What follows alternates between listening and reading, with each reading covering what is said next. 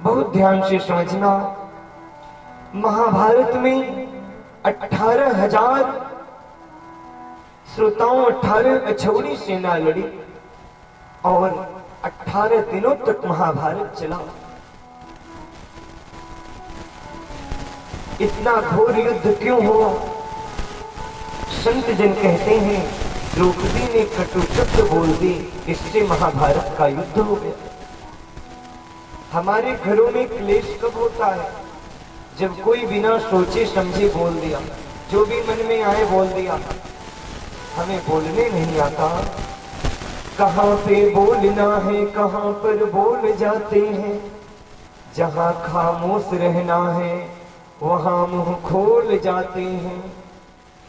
कटा जब शीश सैनिक का तो सब खामोश रहते हैं। कटा एक सीन पिक्चर का तो सारे बोल जाते हैं। फसल बर्बाद हो जाए तो कोई कुछ नहीं कहता। किसी की भैंस खा ले तो सारे बोल जाते हैं। हवाओं की तबाही को सब चुपचाप सहते हैं। पंखे से हुई गलती तो सारे बोल जाते हैं। कहां पर बोलना है, कहां पर बोल जाते हैं।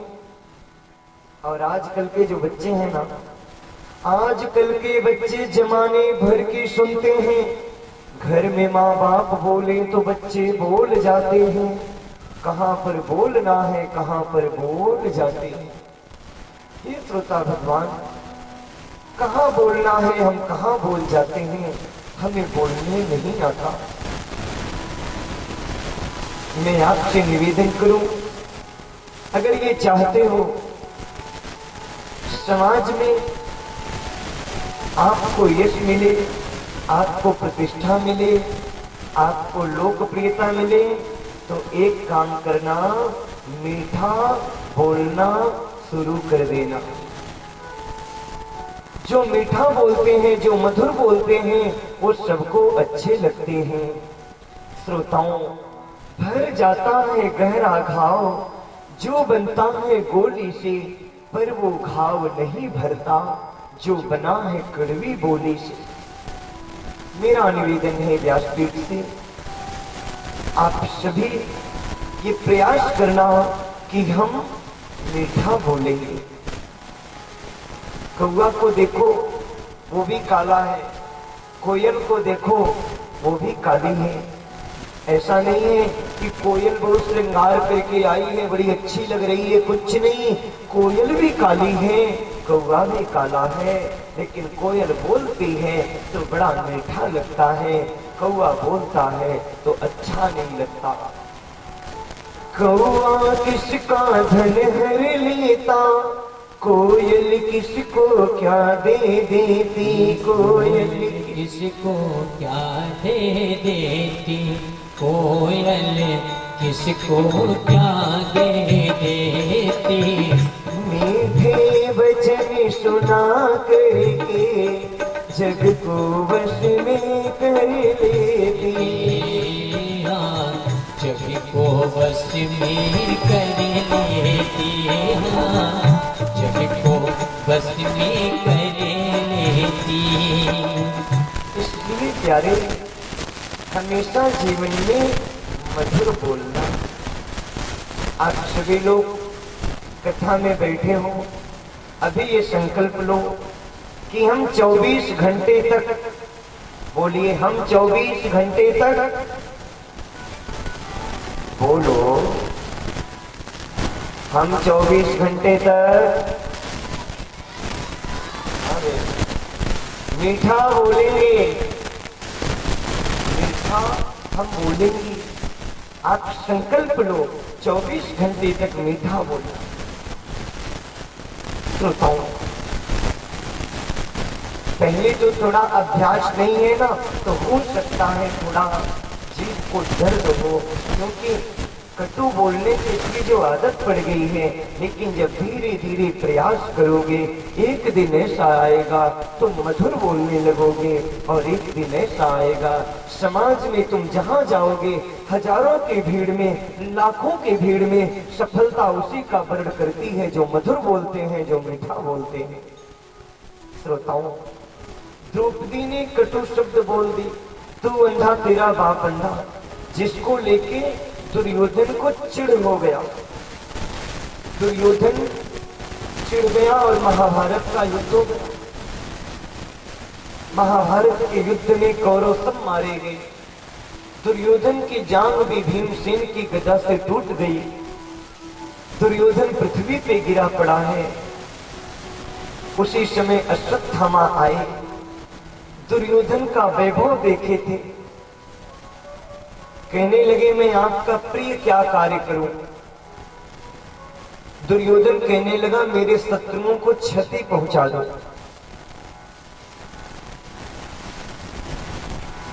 अश्वत्थामा रात्रि के समय हाथ में नंगी तलवार लेके पांडवों की सेना में प्रवेश कर रहा था।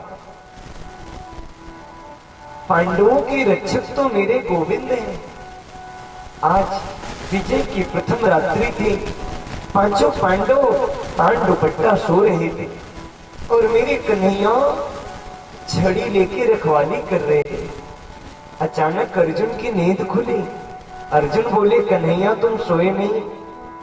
कन्हैया बोले अर्जुन तुम्हें नींद आती है, कोई चिंता नहीं है।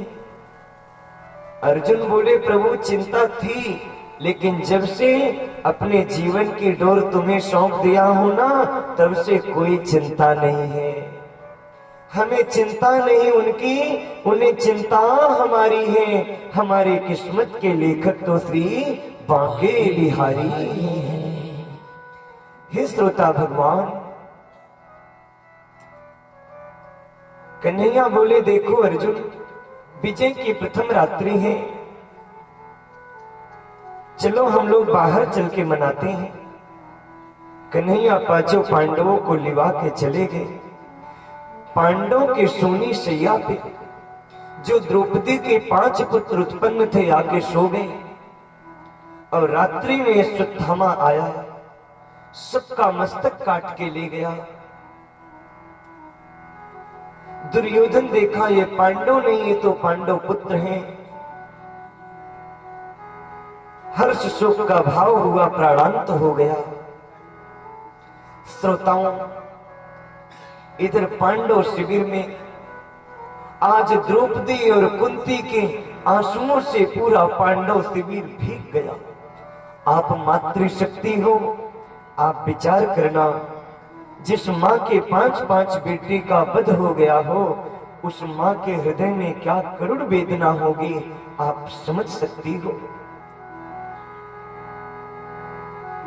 उसी समय अर्जुन आए, गांडीव हाथ में लिए, कहने लगे तदा सुचिस्ते ब्रह्मजानि भद्रे यदि ब्रह्मबंधो सिरआत तायिनः।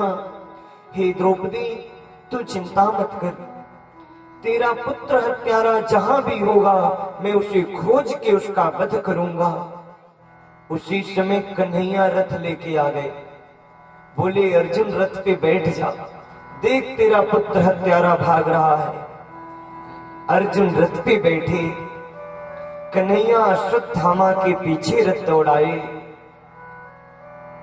उसी समय अर्जुन को देखकर अश्वत्थामा ने ब्रह्मास्त्र छोड़ दिया और मेरे अर्जुन भी ब्रह्मास्त्र छोड़ दिए। ब्रह्मास्त्र को ब्रह्मास्त्र से शांत करके अश्वत्थामा को पशु की भांति पकड़ के ले आके द्रौपदी के सामने पटक दिए। और द्रौपदी जैसे देखी, कहने लगी अरे पार्थ, ये तुम क्या कर रहे हो, ये तुम्हारे गुरु हैं। मुच्चिताम ब्राह्मणो नितराम गुरु, ये ब्राह्मण हैं, गुरु हैं। क्या तुम इनके पिता का उपकार भूल गए? इनके पिता द्रोणाचार्य तुम्हें कितनी सुंदर विद्या देके श्रेष्ठ धनुर्धर बनाए। अरे हमारे पुत्र तो क्या, अगर 5 पांडव भी अपना माथा काट के इनके चरणों में रख दें तो भी इनके ऋण से उऋण नहीं होंगे। श्रोताओं, अर्जुन सशंकित हो गए, क्या करें। युधिष्ठिर बोले वाह द्रौपदी, आज तक मैं समझता था मैं तेरा पति बन के सौभाग्यशाली हूं। नहीं, वास्तव में तू धन्य है। उसी समय भीम आए, बोले देखो कुछ भी हो ये, लेकिन इमोशनल में आके डिसीजन नहीं लिया जाता। अर्जुन अगर तू छोड़ देगा इन्हें तो मैं मार दूंगा। अब अर्जुन बड़े चक्कर में पड़ गए। कन्हैया से बोले कन्हैया मार्गदर्शन करो।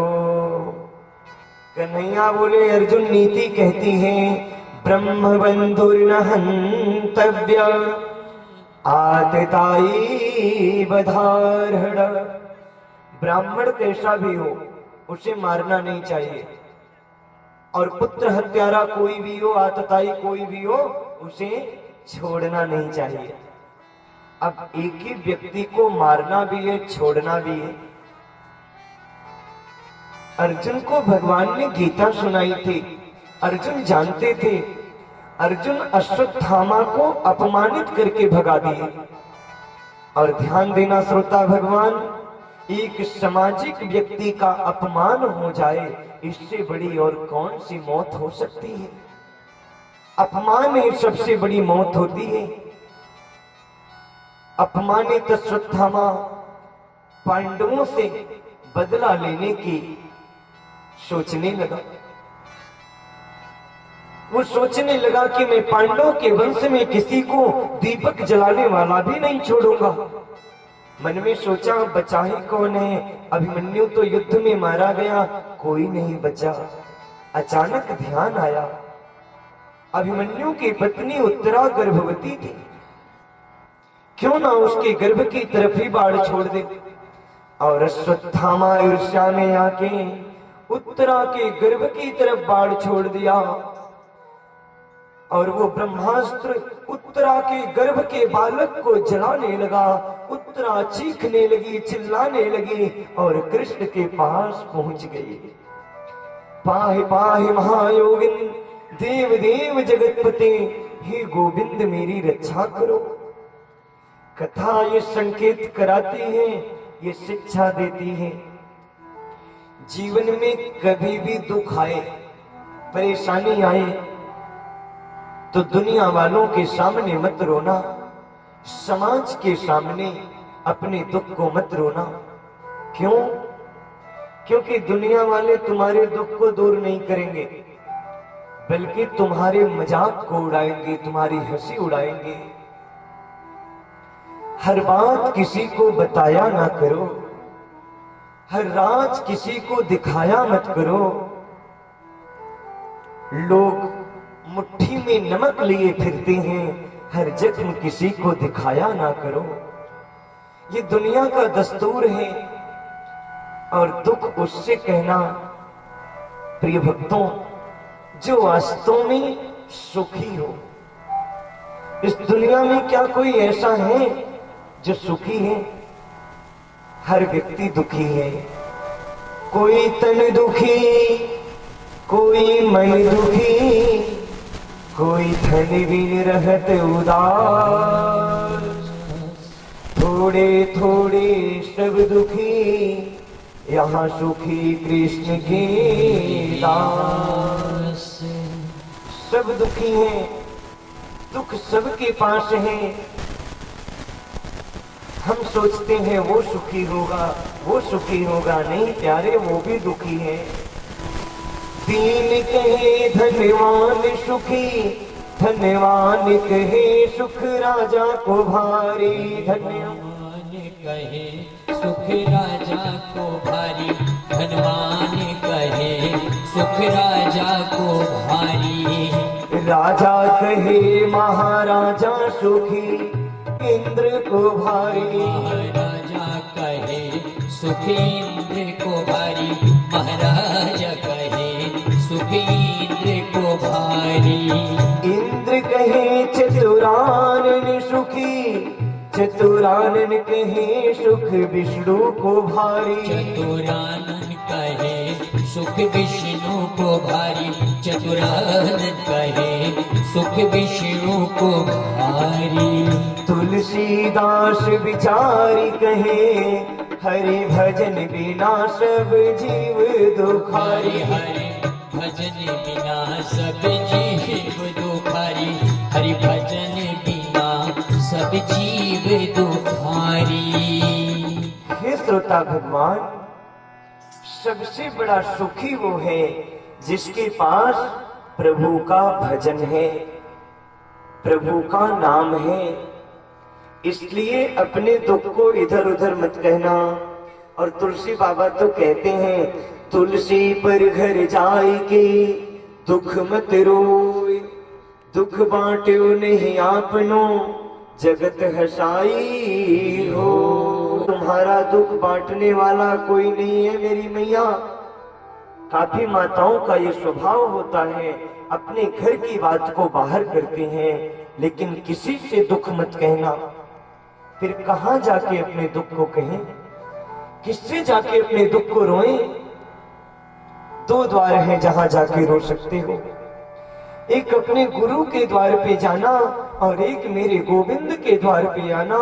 इन दो द्वारों पे रो लिए प्यारे तो हमेशा हमेशा के लिए तुम्हारा रोना बंद हो जाएगा, बंद हो जाएगा। हे श्रोताओं, उत्तरा के जीवन में दुख आया, उत्तरा दौड़ के गोविंद के पास गई, मुझे बचा लो। मेरे कन्हैया समझ गए, अंगुष्ठ रूप धारण करके उत्तरा के गर्भ में प्रवेश कर गए और गर्भस्थ शिशु परीक्षित की कन्हैया रक्षा की और बाहर निकल के आए। उत्तरा से बोले, स्वस्थ हो?